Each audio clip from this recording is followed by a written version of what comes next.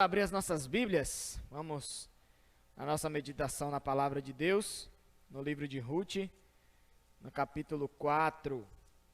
Vamos finalizar a nossa série neste pequeno livro, mas tão poderoso.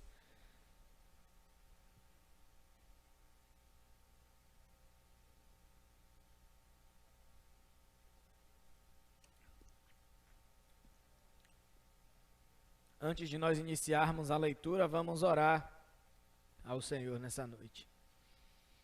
Pai santo e amado, nós te bendizemos como tua igreja, louvamos o teu santo nome e nós clamamos pela tua graça, Senhor, sobre nossas vidas nessa hora. Clamamos para que o teu Espírito Santo nos abençoe e fale conosco de maneira poderosa através das suas escrituras.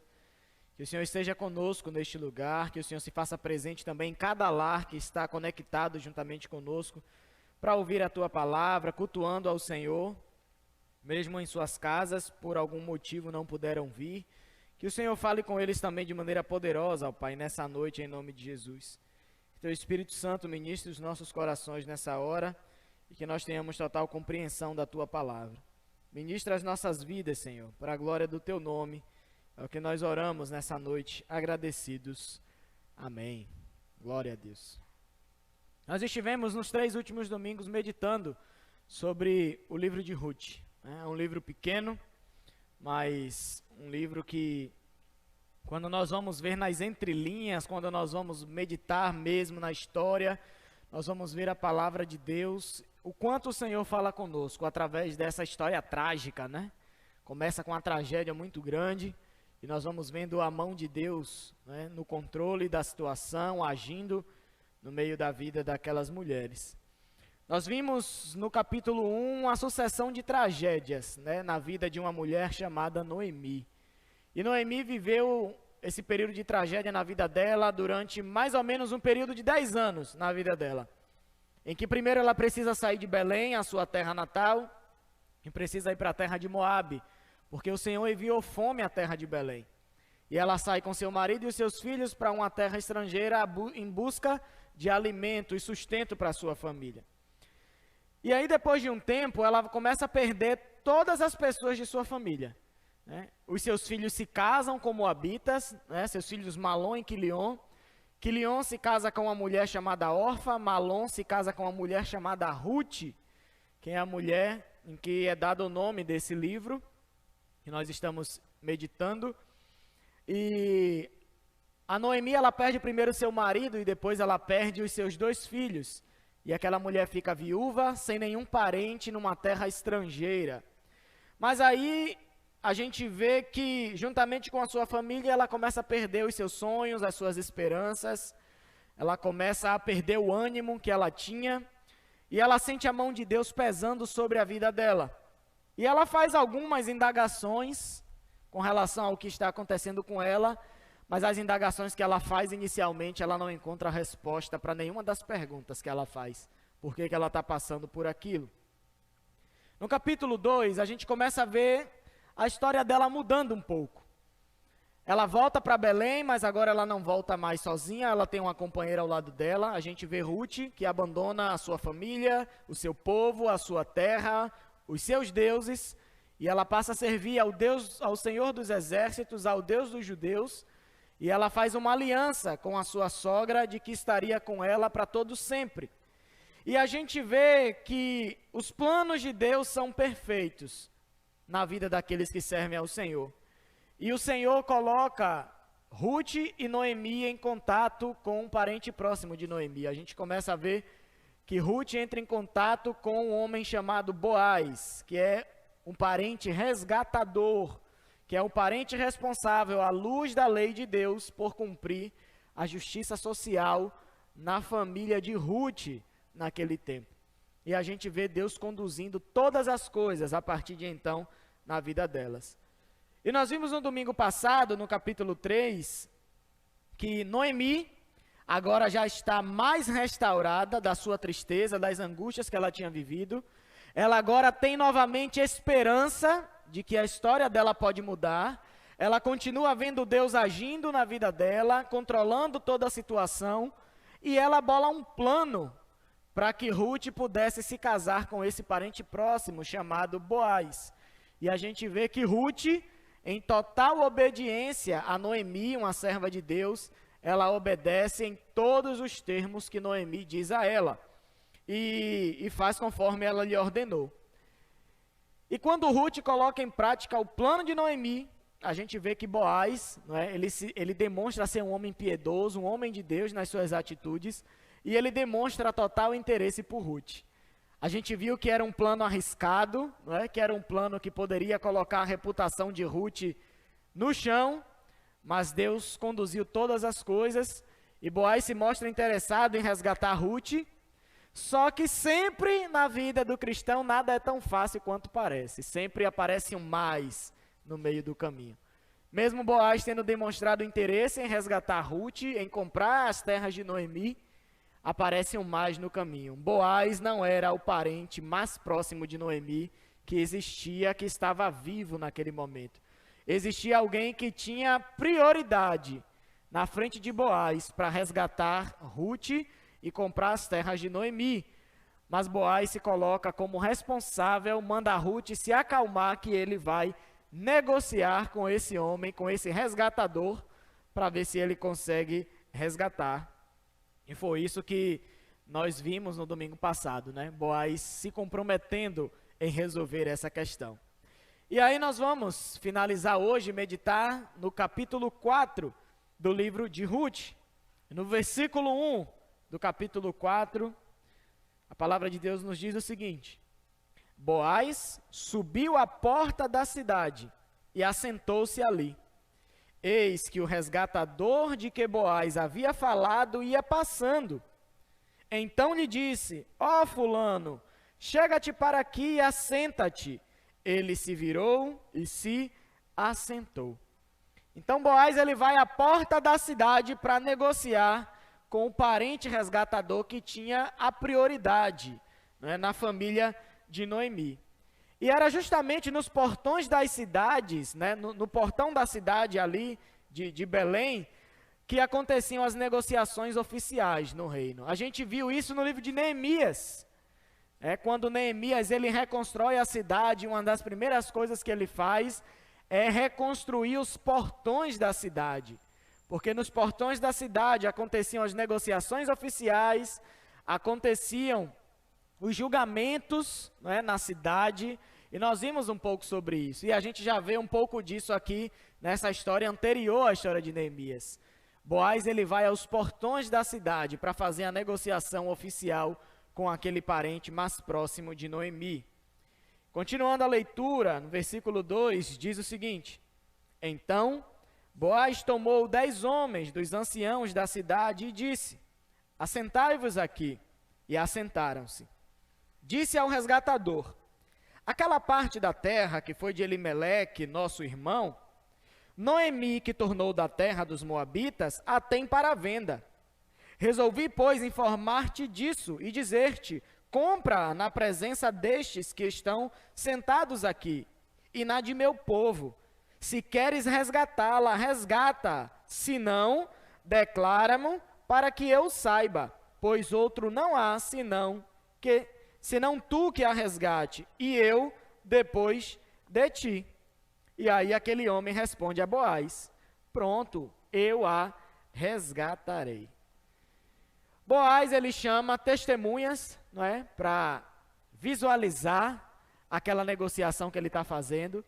Você vê que Boaz não é tendencioso na negociação dele. Ele mostra, ele deixa claro para aquele parente próximo de Noemi: olha, a terra que pertencia a nosso irmão Elimeleque, Noemi, que é a sua mulher viúva, que está em posse dessa terra, ela precisa vender essa terra para o sustento dela, e você tem a primazia nessa questão.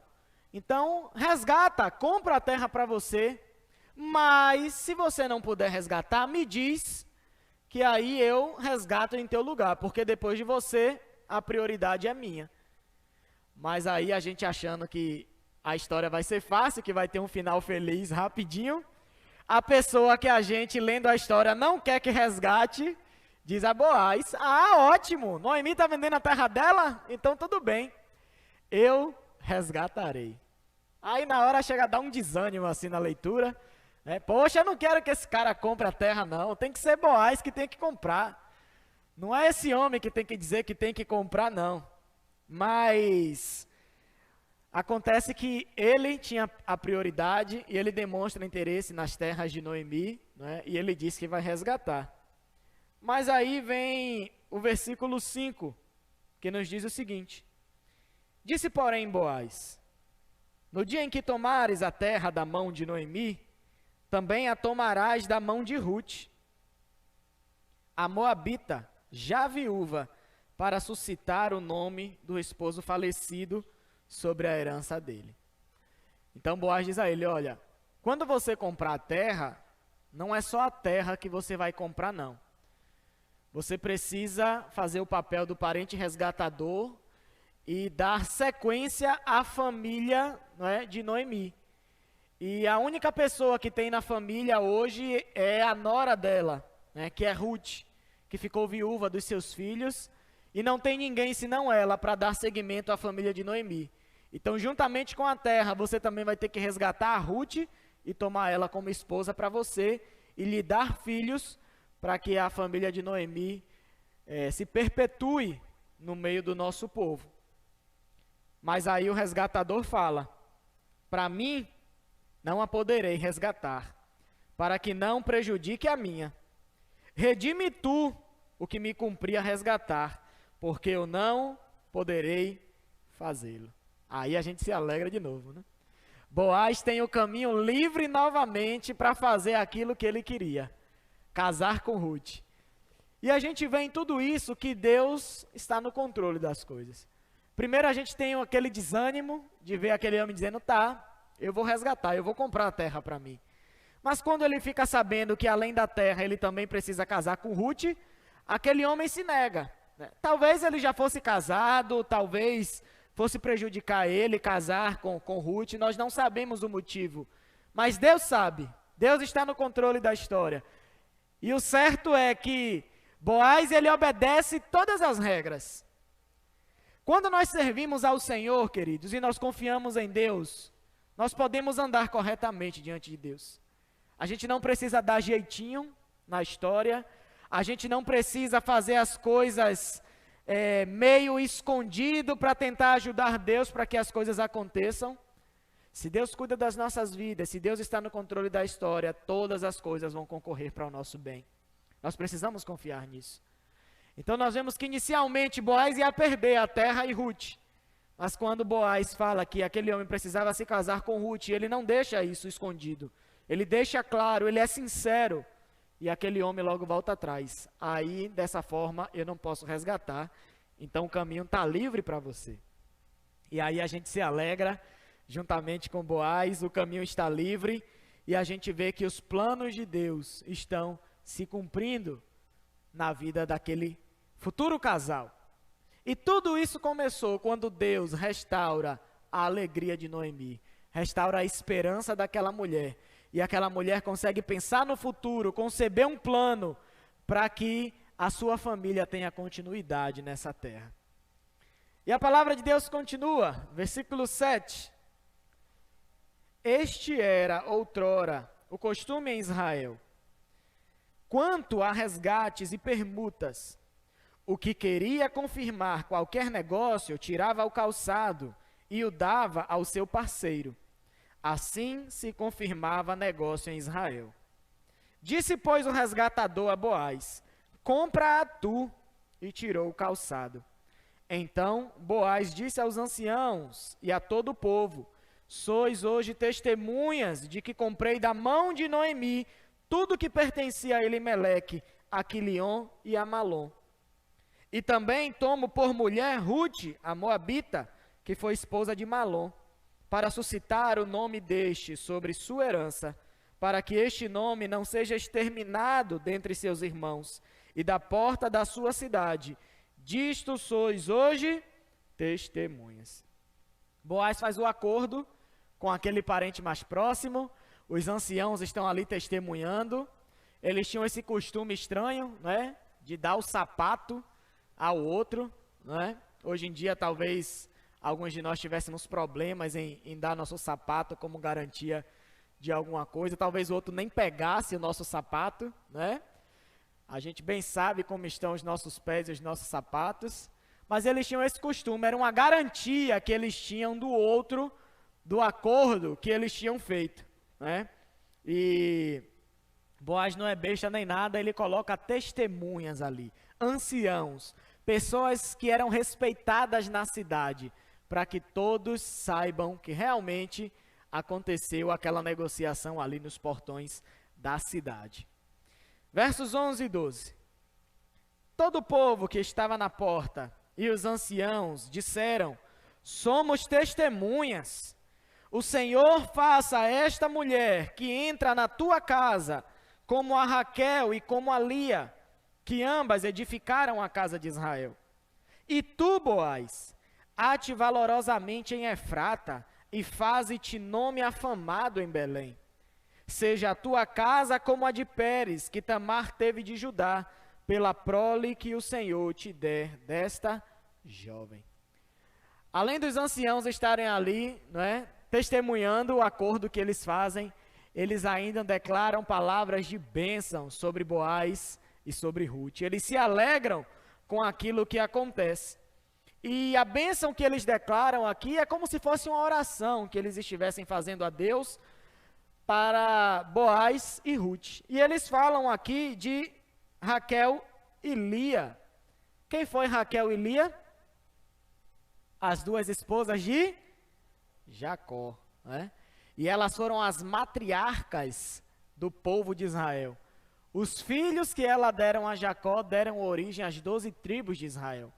Então, a gente vê na história, em Gênesis, no capítulo 29, a história delas, que elas eram estéreis, mas em certo tempo Deus abria a madre delas.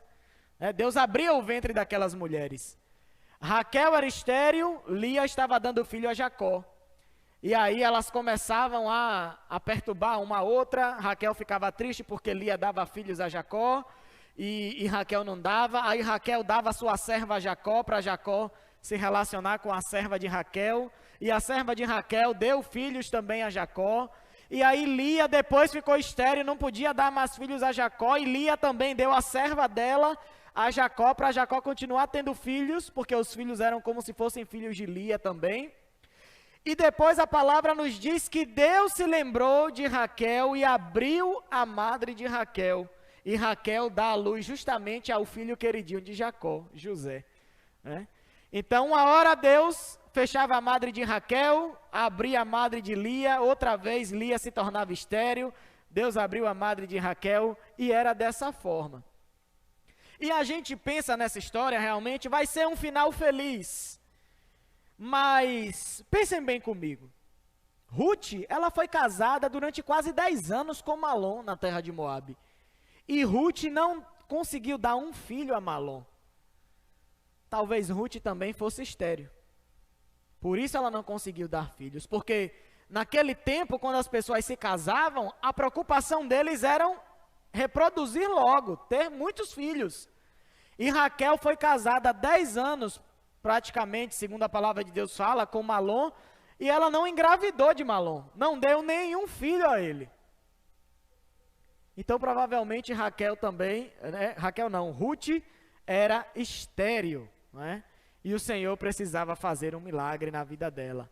Olha aí, mais na vida do cristão que sempre aparece. Mas não há nada impossível para o nosso Deus. Nós precisamos ter sempre essa convicção. Quando Deus está no controle, quando Deus está dirigindo a nossa história, não existem barreiras que possam se colocar à frente de Deus e tornar Deus fraco, uma barreira que seja maior que o Senhor. Mas o Deus que nós servimos, Ele é maior que todas as coisas, Ele é todo poderoso, Ele é soberano e Ele reina sobre nós eternamente, sobre tudo e sobre todos. Então, provavelmente, as pessoas daquela cidade sabiam, né, que Ruth era estéril. E por isso eles declaram essa bênção sobre Boaz. Olha, Boaz, que você se torne famoso nessa cidade.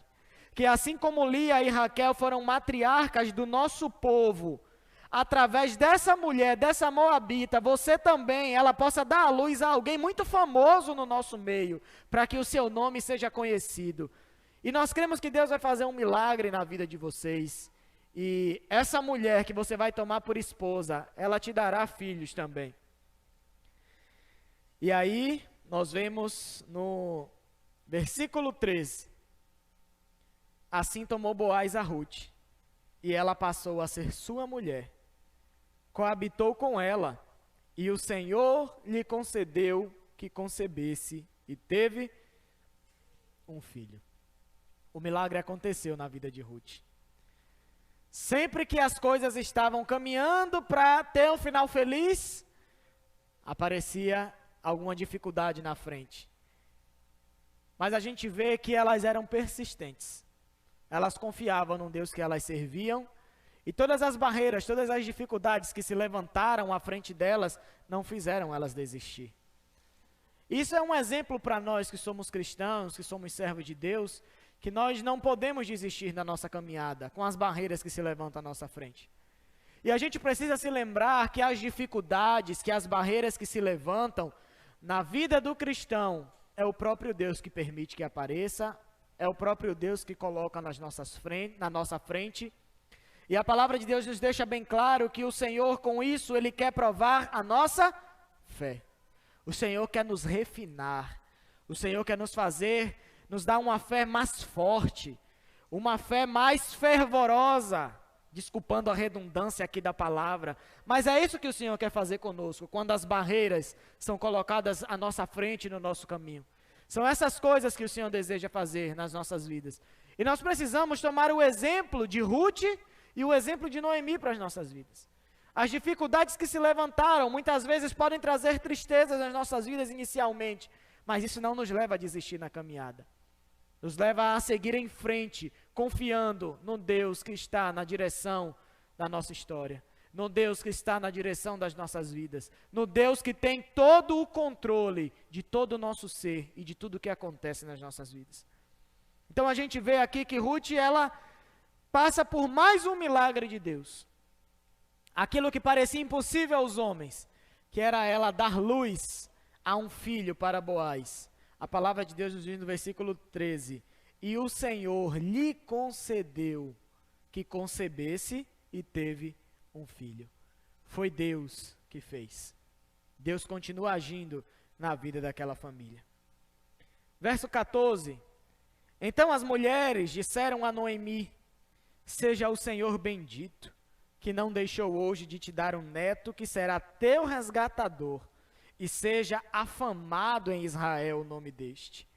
Ele será restaurador da tua vida e consolador da tua velhice. Pois tua nora, que te ama, o deu à luz, e ela te é melhor do que 7 filhos. Noemi tomou o menino e o pôs no regaço e entrou a cuidar dele. Gente, é maravilhoso a gente ver esses versículos 14 a 16. Deus mudando a sorte de Noemi.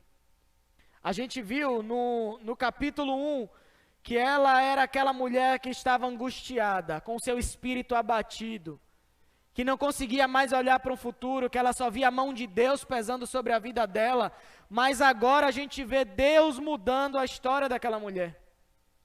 A gente vê Deus trazendo alegria novamente.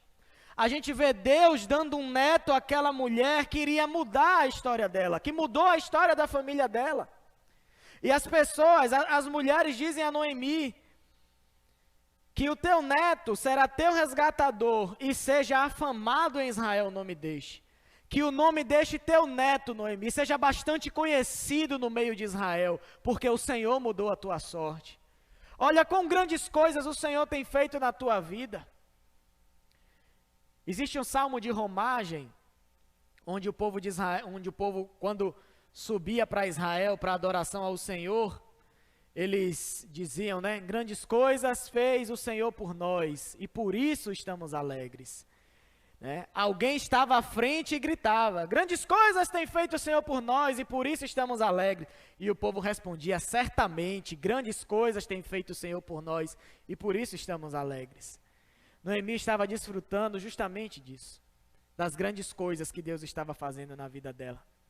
Deus agora estava transformando toda a dor, toda a angústia de Noemi em alegria, em restauração, dando esperança novamente a ela.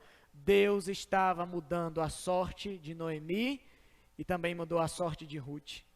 O Senhor começou a agir na vida daquela mulher. É um final de história lindo. É como um conto de fadas. Quando a gente lê aquelas histórias da princesa, né, das princesas da Disney, que elas querem encontrar os seus príncipes encantados, e aí aparece a bruxa má no meio do caminho. Nessa história não teve nada disso, né, de bruxa má, mas a gente viu que foi o próprio Deus que permitiu que tudo isso acontecesse. Mas mesmo em meio às tribulações, as densas nuvens que cobriram ali Noemi e Ruth durante um período, a gente viu sempre nessa história a mão de Deus agindo sobre a vida delas. E o Senhor agindo e renovando as esperanças dela. É maravilhoso ver que mesmo nas horas mais sombrias da vida daqueles que servem ao Senhor, Deus está trabalhando. E é maravilhoso a gente observar o trabalhar de Deus na vida de Noemi e na vida de Ruth. Mas esse final feliz não fica apenas por aqui. Se nós terminássemos a história do livro de Ruth apenas aqui, já seria maravilhoso. A gente já se daria por satisfeito, porque realmente é uma história linda. Deus restaurou a vida daquela mulher. Deus restaurou uma família. E agora aquela família teria um sucessor e daria seguimento àquela família ali em Israel. Mas essa história não fica só por aqui. Esse final feliz não fica só por aqui. Por quê? Porque Deus tinha uma obra muito maior com todos esses acontecimentos. Você se lembra que nós falamos sempre aqui?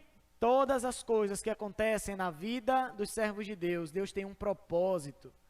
E muitas vezes os propósitos que Deus tem com as coisas que acontecem na nossa vida são muito maiores do que nós podemos imaginar.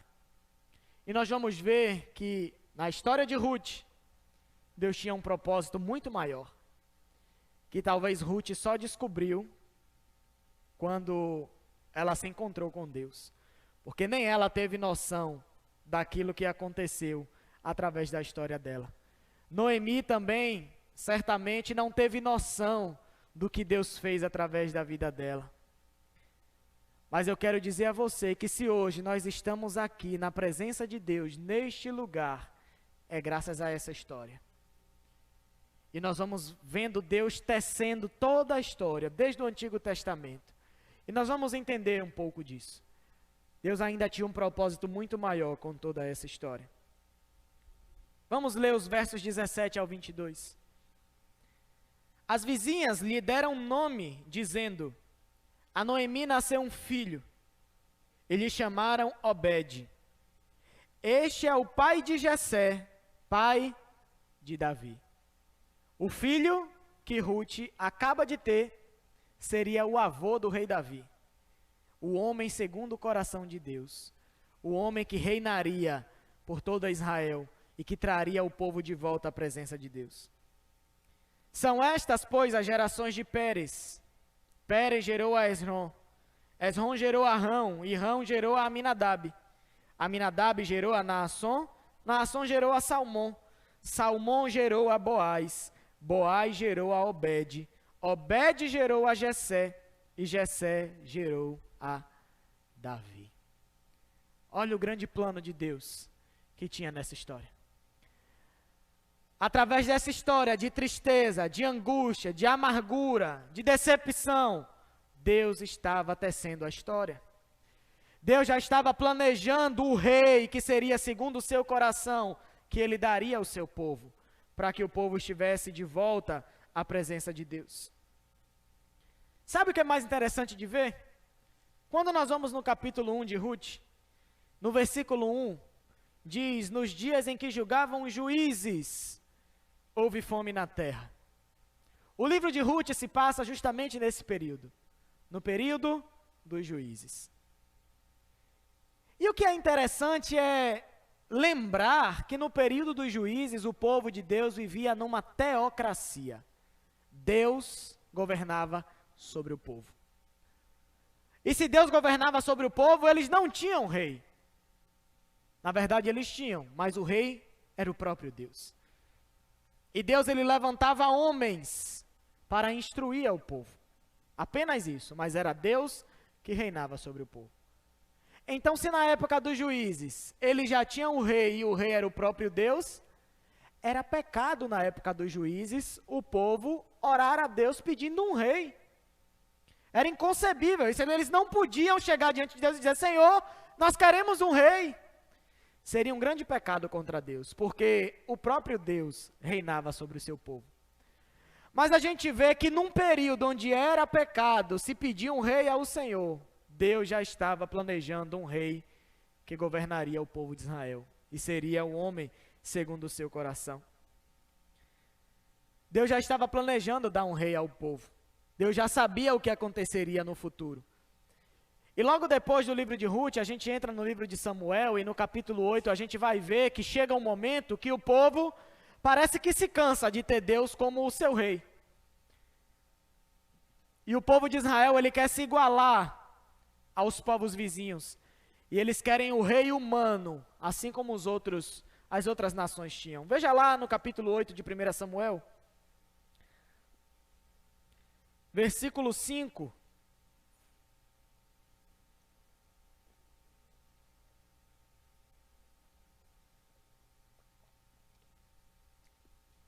Diz assim: e lhe disseram: vê, já estás velho, e teus filhos não andam pelos teus caminhos.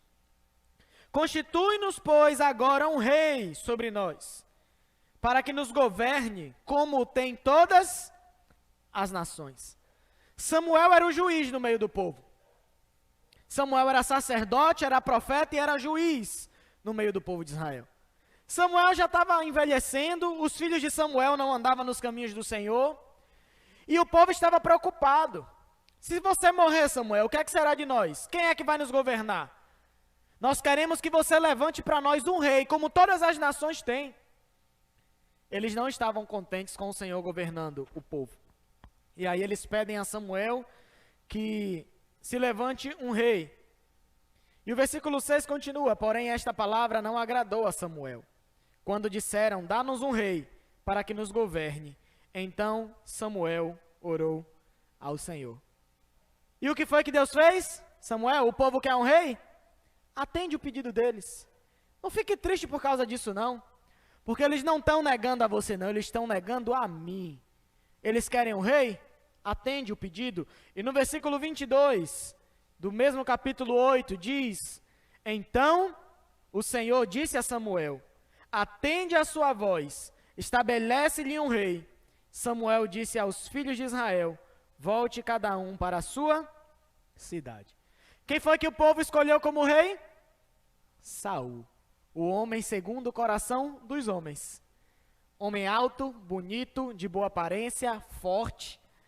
O homem que Israel teria orgulho de nas guerras ter aquele homem bonito, alto, forte na frente da nação e dizendo: esse é o nosso rei, mais bonito que o de vocês, mais alto, mais poderoso.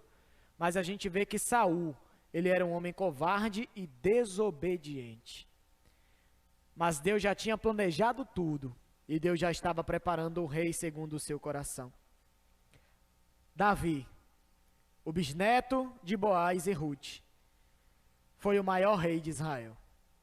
Autor da maior parte dos salmos, um homem que alargou as fronteiras de Israel e trouxe para o reino a ideia de que Deus governava o seu povo através do rei. E Davi deixava bem claro: quem nos governa é o Senhor, eu sou apenas servo dele, e Deus governa por meu intermédio.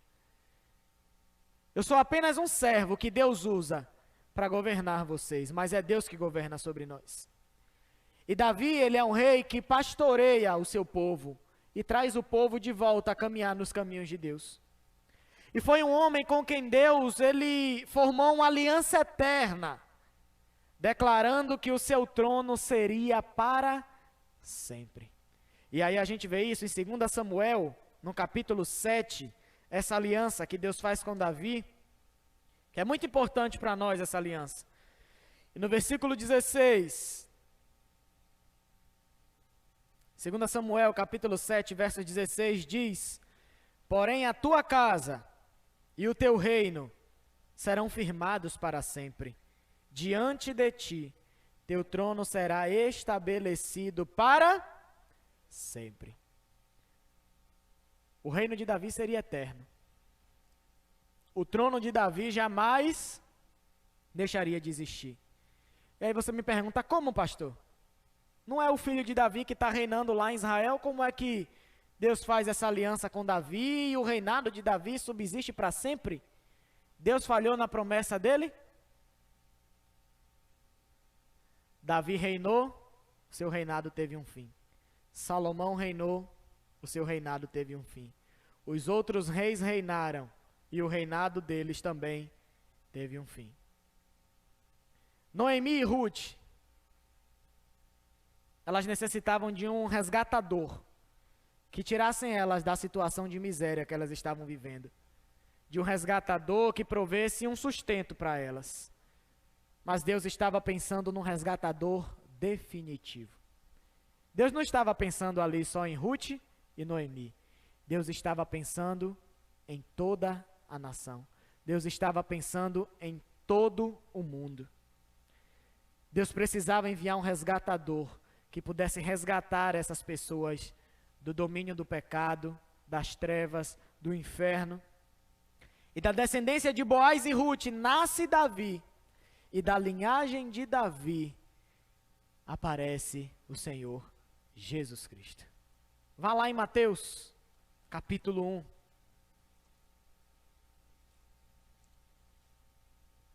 A genealogia de Jesus.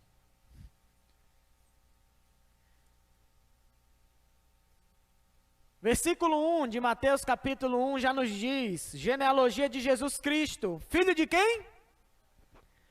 Filho de Davi, filho de Abraão. Versículo 5, Salmão gerou de Raabe a Boaz. Boaz era filho de quem? De uma ex-prostituta. Raabe, uma mulher também que o Senhor salvou. Este de Ruth, olha o nome de Ruth aqui na genealogia de Jesus. Este de Ruth gerou a Obed, e Obed a Jessé. Jessé gerou ao rei Davi, e o rei Davi a Salomão, da que fora mulher de Urias. E o versículo 16 diz: e Jacó gerou a José, marido de Maria, da qual nasceu Jesus, que se chama o Cristo. De onde vem Jesus? Da linhagem de Davi. O principal resgatador que Deus queria trazer ao mundo. Que nos libertou do império das trevas, que nos libertou da vida de pecado, que nos libertou das mãos do inimigo, que pagou o preço da ira de Deus naquela cruz, que rasgou a cédula de acusação que havia sobre nós, que nos livrou da ira de Deus por causa do nosso pecado. Deus tinha um plano muito maior na vida daquelas duas mulheres. O final delas foi muito feliz, mas por causa da história daquelas mulheres, nós hoje fomos alcançados pelo resgatador que Deus enviou para nos resgatar da morte que havia sobre as nossas vidas, do poder do pecado que havia sobre nós. Todas as calamidades que nós vimos na história daquelas duas mulheres, inicialmente nós não conseguimos perceber, mas todas aquelas calamidades conduz uma moabita para se tornar parte da descendência de Jesus. Ela faz parte da genealogia de Jesus. A gente vê em Mateus capítulo 1 o nome de Ruth aparecendo na genealogia do nosso Senhor Jesus Cristo. Sabe o que é interessante? É que não foi Ruth que buscou a Deus. Foi Deus que foi buscar Ruth e Moabe. Por isso houve fome em Belém, por isso Noemi teve que sair de Belém e ir para Moabe. Deus queria resgatar Ruth. Ruth era uma moabita idólatra. Ela não adorava ao Deus verdadeiro. E antes dela fazer uma aliança com Deus, ela vivia uma vida de idolatria. Ela era distante de Deus, ela não conhecia o Deus verdadeiro. Além disso, ela não merecia que Deus a procurasse, porque ela era pecadora. Ela não conhecia o Senhor, mas o Senhor derramou a sua graça sobre a vida dela. E quando eu olho para a vida de Ruth, eu me vejo naquela história. Eu era um pecador. Eu não merecia que Deus viesse me buscar, mas a graça de Deus foi derramada sobre a minha vida e Ele me resgatou. O resgatador que Deus tinha planejado para toda a humanidade, Ele enviou o Senhor Jesus Cristo. E através dele eu fui resgatado por meio da sua graça. E é assim que Deus faz, querido. O Senhor busca a mim e buscou a você também. João capítulo 15, verso 16 nos diz: não foste vós que me escolhestes, pelo contrário, eu vos escolhi. Foi Deus que escolheu Ruth, foi Deus que escolheu Raabe, uma mulher também que era uma prostituta, mas que Deus transforma e ela também aparece na genealogia de Jesus. Ruth, uma moabita, uma estrangeira, não fazia parte do povo de Deus, não merecia a salvação, mas Deus faz de tudo para ir buscar Ruth lá em Moabe. E assim também Deus foi nos buscar e Ele nos alcançou onde nós estávamos para a glória dele. O plano de Deus não era apenas resgatar aquelas pobres mulheres sofridas, mas a todos os homens e todas as mulheres que se achegassem a Deus por meio de Jesus Cristo. A perfeição do plano de Deus nos é revelada quando nós vemos a pessoa de Cristo se encarnando e vindo ao mundo. Aí a gente vê a perfeição do plano de Deus. E como Deus esteve no controle e continua estando no controle de toda a história da humanidade, desde o Antigo Testamento. A gente vê que essa história se passa mais ou menos 2000 anos antes de Jesus Cristo. A história de Ruth. E a gente vê Deus no controle da história. Tudo convergia para a vinda de Jesus Cristo a este mundo. Deus já estava ali fazendo tudo para que o resgatador supremo viesse a este mundo. Queridos, Deus se preocupa com sua situação financeira. Deus se preocupa com seus sentimentos. Deus se preocupa com os problemas que você está enfrentando.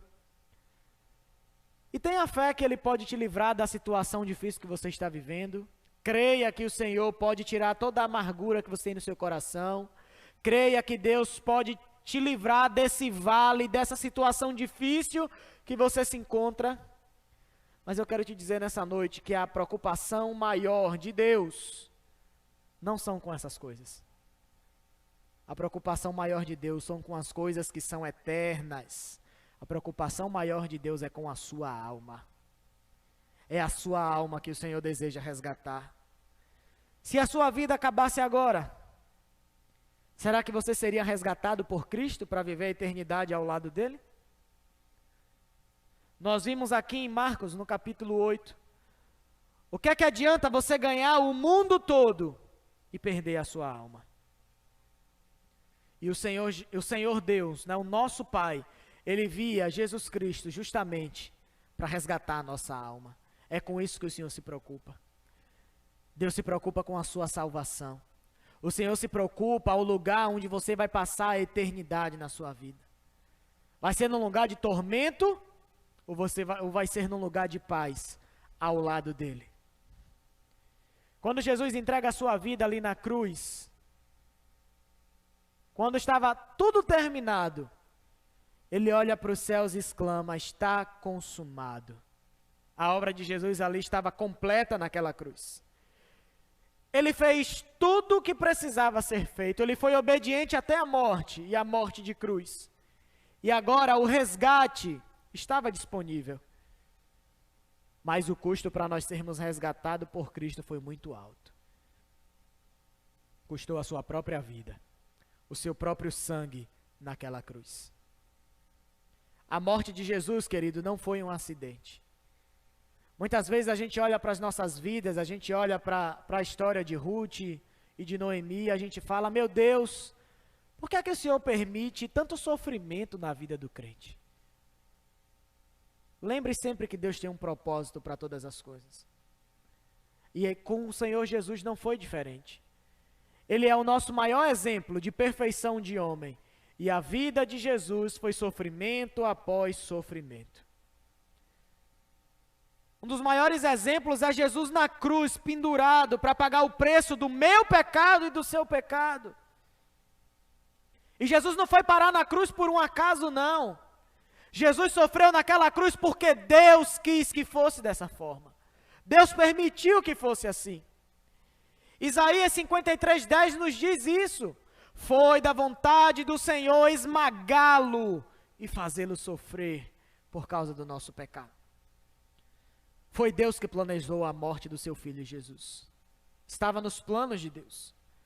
E a morte de Jesus era o único recurso disponível para que você e eu pudéssemos experimentar do amor de Deus, da soberania de Deus e da perfeição dos seus planos. Se lembre sempre de Jesus quando você estiver vivendo os momentos difíceis na sua vida. Jesus sofreu no meu lugar. Se o Senhor Jesus sofreu pela minha vida, quem sou eu para não passar sofrimentos aqui nessa terra? E se lembre sempre que os sofrimentos que sobrevêm sobre a sua vida são meios que Deus vai usar para que você desfrute do amor de Deus, da soberania de Deus e para que você veja que Deus está na direção da sua vida. Para que você veja a mão de Deus agindo sobre você. E não existe, queridos, outro caminho que nós podemos obter a nossa salvação. É somente através de Cristo Jesus. 1 João, capítulo 5, versículo 12, vai nos dizer: aquele que tem o Filho, aquele que tem a Jesus, tem a vida. Mas aquele que não tem o Filho de Deus, não tem a vida. Esse foi o resgatador que Deus queria enviar ao mundo, para nos dar vida, vida em abundância e vida eterna. Vida essa que nenhum homem podia nos dar. E a gente vê que toda essa história começa com o sofrimento de duas mulheres. Mas no sofrimento, Deus tinha um propósito muito maior, que nos alcançou nos dias de hoje. E que continuará alcançando vidas e vidas até que o Senhor Jesus volte a este mundo. O nosso supremo resgatador, Deus estava já preparando todas as coisas para que Ele pudesse vir ao mundo e salvar a cada um de nós. Olhando para esse texto, nós podemos tirar algumas aplicações para as nossas vidas. A primeira delas é que Deus governa soberanamente sobre a vida dos seus filhos. Atribuir ao diabo o sofrimento que você passa, a dor, as perdas, a tristeza, que muitas vezes nós passamos, é o mesmo que você está blasfemando contra o Senhor. A gente vê isso na vida de Noemi. Deus estava pesando a sua mão sobre a sua serva, mas ela dizia: é Deus que está fazendo isso comigo. Ela tinha consciência que era Deus que estava permitindo. Jó também é um grande exemplo. E quando você atribui as situações difíceis da sua vida para o diabo, que o diabo está fazendo isso na minha vida, você está dizendo que ele tem poder sobre você, que o diabo pode tocar em você, que ele tem liberdade para fazer o que ele quiser com a sua vida. Onde está o poder de Deus que te salvou e te resgatou? Então se lembre sempre, todas as coisas que acontecem na nossa vida é permissão de Deus. É o Senhor que está permitindo que aconteça. É Deus que controla a vida daqueles que lhe pertencem. É o Senhor que está permitindo, é o Senhor que está controlando a minha vida. Uma outra coisa também que nós podemos olhar para a história de Ruth e tirar para nós como proveito, é que muitas vezes na situação difícil que a gente está vivendo, você diz assim: pastor, como é que nessa situação difícil que eu vivo, como é que eu vou confiar que Deus está trabalhando? Como é que no meio de densas trevas que me cobrem, eu estou num vale profundo, no fundo do poço? Como é que eu posso ter esperança de que pode haver glória futura através do sofrimento que eu estou vivendo?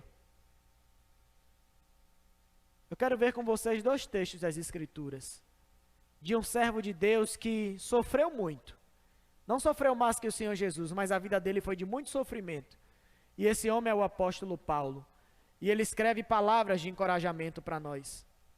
A primeira delas está em 2 Coríntios, no capítulo 4, versículo 17.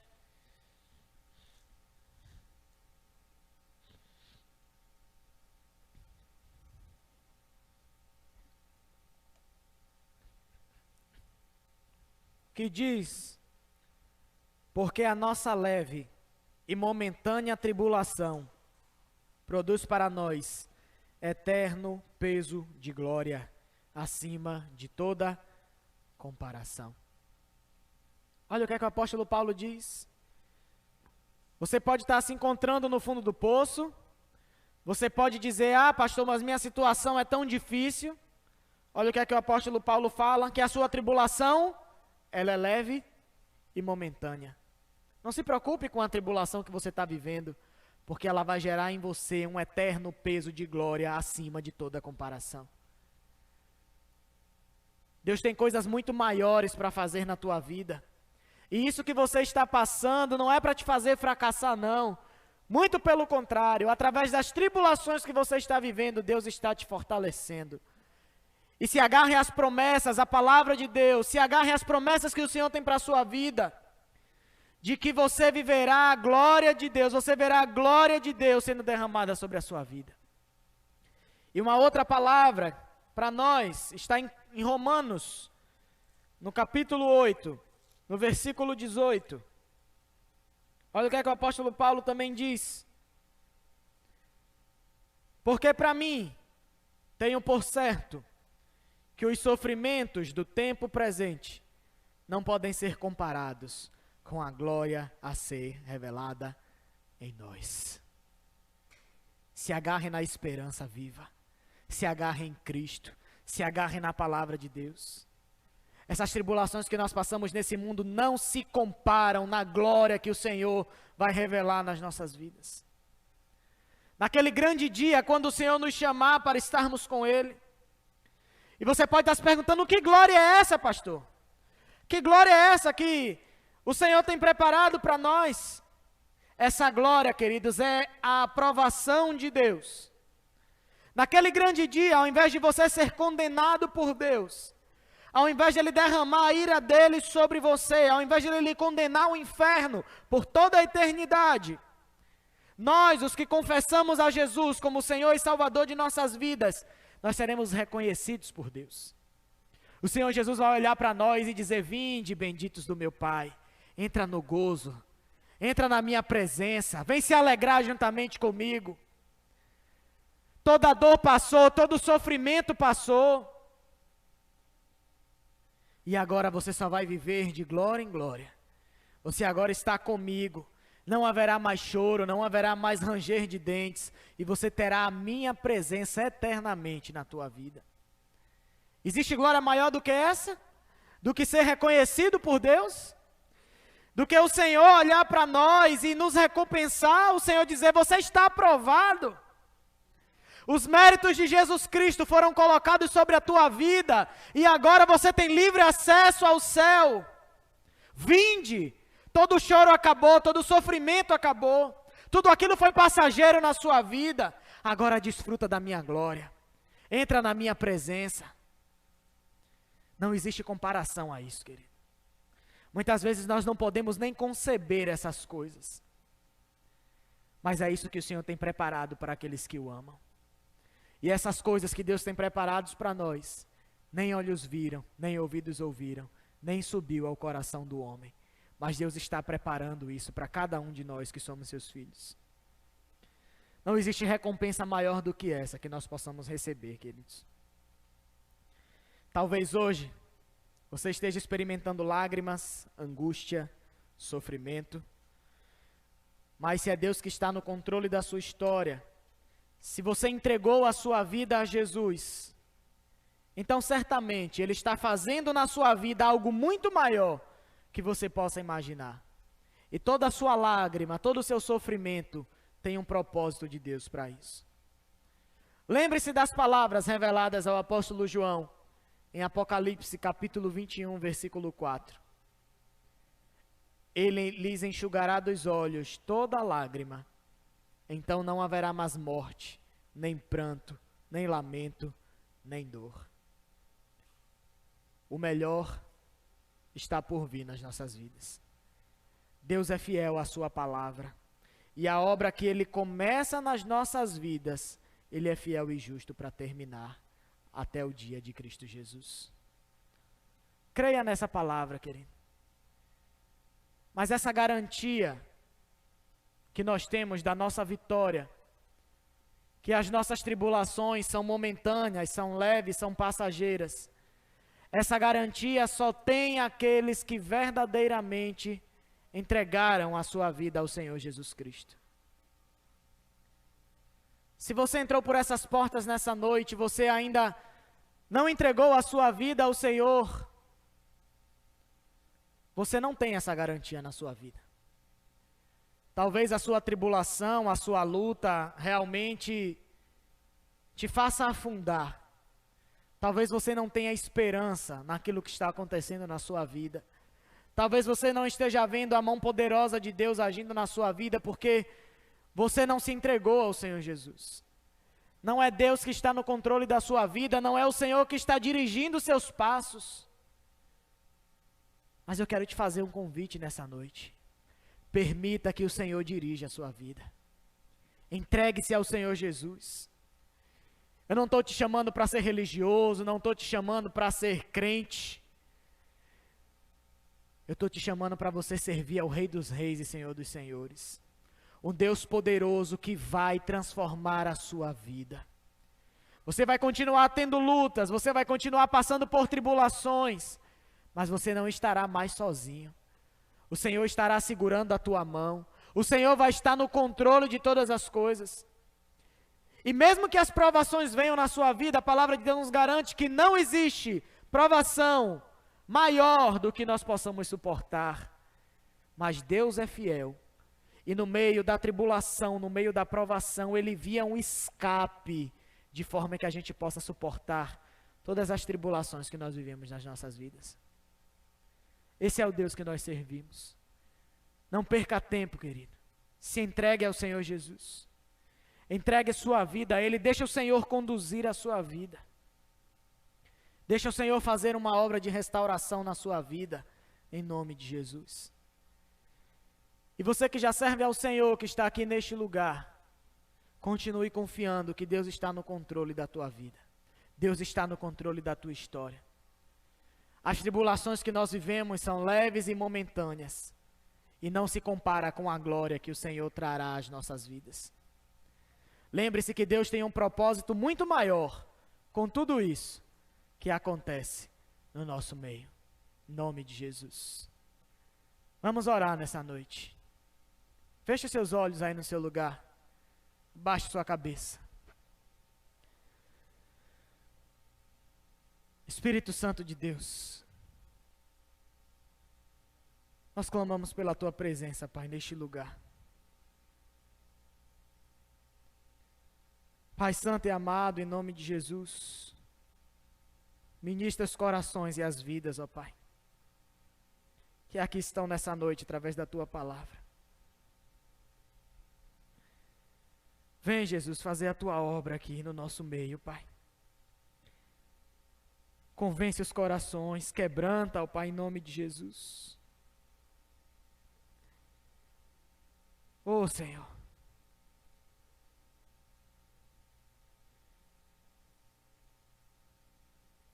Vem, Deus, e faz a Tua obra, Pai. Faz o Teu querer no nosso meio, Jesus. Ministra os nossos corações, ó Pai.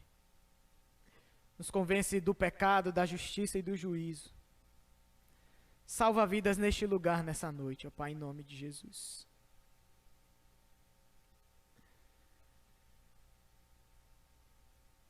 Queridos, eu não tenho o costume de fazer isso, mas, ainda de olhos fechados, se há alguém neste lugar que o Espírito Santo de Deus está falando ao coração, e você está aqui nessa noite e você deseja entregar a sua vida ao Senhor Jesus,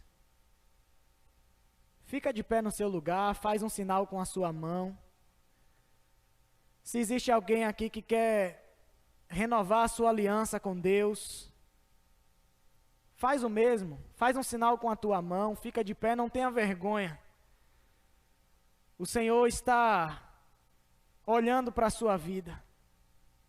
O Senhor está te ministrando nessa hora. E eu quero orar por você nessa noite. Se entrou alguém aqui por essas portas e que o Espírito Santo está falando ao coração, e você deseja se render ao Senhor, você deseja entregar o controle da sua vida nas mãos do Senhor, fica de pé no teu lugar. Faz um sinal com a tua mão. Eu quero orar por você. Não perca tempo. Amanhã talvez seja muito tarde. E o Senhor está te dando a oportunidade nessa noite de você se render aos pés de Cristo. De você estar na presença de Deus.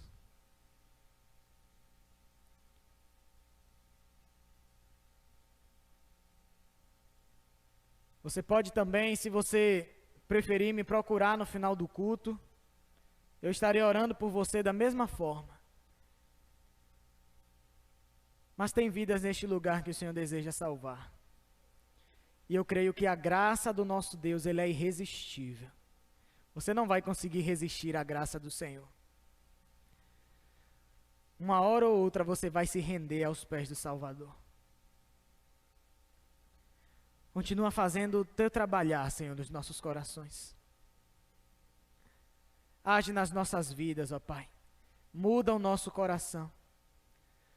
Nos ajuda e nos ensina, Senhor, a ser obedientes a Ti, a ter fé no Senhor. Nos ajuda nos momentos, Pai, de tribulação que estamos vivendo. Olha para a vida de cada um que se encontra aqui nessa noite, ó Pai. Espírito Santo de Deus, renova as forças, traz esperança, Senhor. Aonde só havia um vale de ossos secos, que o Senhor restaure, que o Senhor traga cura, restauração, fortalece, ó Pai, em nome de Jesus, traz ânimo novamente, Senhor, traz confiança, aumenta a fé, ó Deus, em nome de Jesus.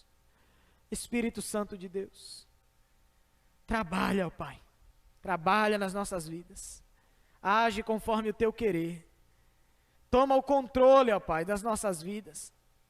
Muitas vezes somos tão teimosos em querer tomar o controle das nossas vidas, em tomar a direção, Senhor, das coisas que fazemos, mas nós nos rendemos a Ti nessa noite e entregamos o controle da nossa vida em Tuas mãos. Faz conforme a Tua vontade e o Teu querer, ó Pai.